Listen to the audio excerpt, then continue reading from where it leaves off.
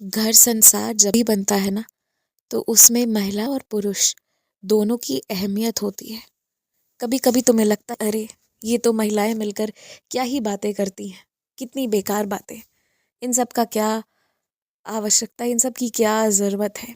पर तुम्हें नहीं समझ आता, कई घर की चीज़ें, कई घर के खतरे बस एक दूसरे से बात करके, एक दूसरे के अनुभव पाकर वो घर की रक्षा कर लेती है और उन खतरों से घर को बचाती हैं।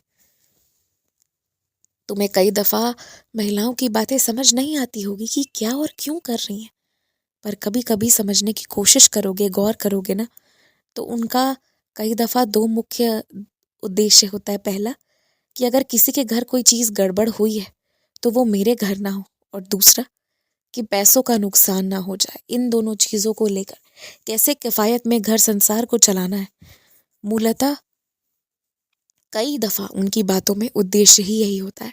और ठीक उसी तरह जितने भी पुरुष हैं, कई दफ़ा उनकी बातें महिलाओं को समझ नहीं आती। उन्हें लगता क्या ही बात करते हैं, क्यों ही बात करते हैं। पर कैसे दफ्तर में अपने अस्तित्व को बनाए रखना है, कैसे तनख्वाह लेकर आना है, कैसे उन दिन जब मन ना करे, कभी ऐसा लगे कि आज तो मुझे काम पर ही नहीं जाना है, फिर भी उठकर जाना है, ये सारी चीज़ों की प्रेरणा एक दूसरे से मिलती है। इसलिए ये पुरुष की टोली क्या बोलती होगी, ये महिलाओं की टोली कैसी ही बात करती होगी, ये सब नहीं सोचना चाहिए। हाँ, अगर वो अनावश्यक रूप से किसी विषय पर बात कर रहे हैं, तो वो तो फिर उनके समय की बर्बादी करने का एक तरीका है, और उस पे तुम क्या ही कर सकते हो। परंतु हमेशा यही दिमाग में रखना कि अगर महिलाएं बात कर ही रही होंगी तो गलत ही होगा, या पुरुष आपस में मिले हैं तो गलत ही होगा। ये विचार ही गलत है। मैं ये तुमसे साफ स्पष्ट कहना चाहूंगा। तुमने सपने में जिस स्थान को देखा है ना, वो स्थान वास्तविकता में भी है। वो स्थान महज तुम्हारा सपना नहीं है। और ये इस बात का प्रमाण है कि बिना गए अगर तुम किसी जगह को देख रहे हो, तो इसका मतलब है कि मेरा आशीर्वाद है, कोई दैवीय कृपा है कि तुम्हें बिना गए वो जगह, वो चीज़ें दिख पा रही हैं। और मैंने क्यों दिखाई है? क्योंकि इस भूमि पर, जैसे तुम सपने में देख रहे हो, यहाँ तुम्हारी कोई सेवा, कोई ऋण है जो तुम्हें चुकाने आना है। जिस दिन वो जगह सच में जाओगे पहली बार और पहचान जाओगे कि ये तो वही जगह है जो मैंने सपने में देखा था, तो वहां तुमसे जो सहायता मांगने आएंगे, उनमें से किसी को भी तुम्हें मना नहीं करना है। हो सकता है पूरी सहायता ना कर पाओ, पर कोशिश जरूर करना है। ये तुम्हें ध्यान रखना है। तो खैर, जो भी होगा, जब होगा जब होगा। अभी तो तुम बस इतना जानो कि तुम्हारे सपने के माध्यम से मैं तुमसे ये कहना चाहता हूँ कि मैं हूँ। अगर विशेष दैवीय कृपा ना हो, तो कल को क्या होने वाला है ये एक रोज पहले कैसे मालूम हो जाए? वो कौन सी जगह है ये पहले ही कैसे पता चल जाए? तुम तो गए नहीं हो, तुम तो जानते ही नहीं हो।